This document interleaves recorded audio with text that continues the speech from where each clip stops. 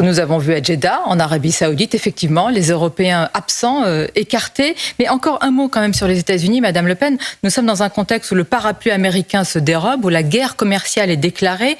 Quelle est votre ligne vis-à-vis de Donald Trump entre une admiration, peut-être, je ne sais pas, un rapprochement avec certaines idées trumpiennes et une méfiance vis-à-vis d'un dirigeant étranger? Moi, je ne suis pas dans la diplomatie de l'émotion. Je crois que c'est d'ailleurs un livre de M. Védrine. Je ne suis pas non plus dans la télédiplomatie, qui est un peu la spécialité de M. Trump, mais que partage Emmanuel Macron, qui apprécie cette méthode.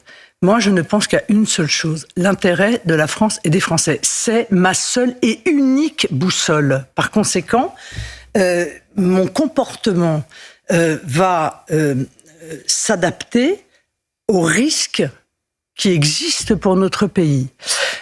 Et ce, à l'égard de l'ensemble des puissances. Et évidemment, à l'égard des grandes puissances. Donc, que ce soit la Russie, que ce soit la Chine, ou que ce soit les États-Unis. Je défendrai toujours les intérêts de la France.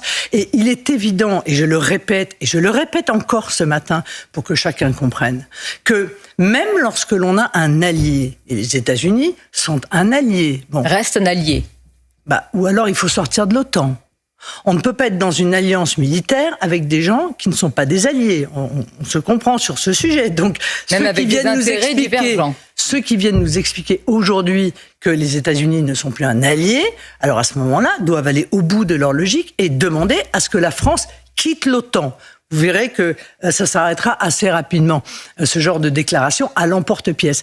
Mais ça n'est pas parce qu'on a un allié qu'on ne peut pas, dans le même temps, être allié sur certains sujets, en cohérence sur certains sujets, en concurrence sur un certain nombre d'autres, et voire même en contradiction sur encore d'autres domaines. C'est le principe même de l'intérêt des nations. Elles peuvent se rejoindre sur certains sujets, elles peuvent se concurrencer sur certains autres, et elles peuvent être en contradiction dans un certain nombre d'autres domaines.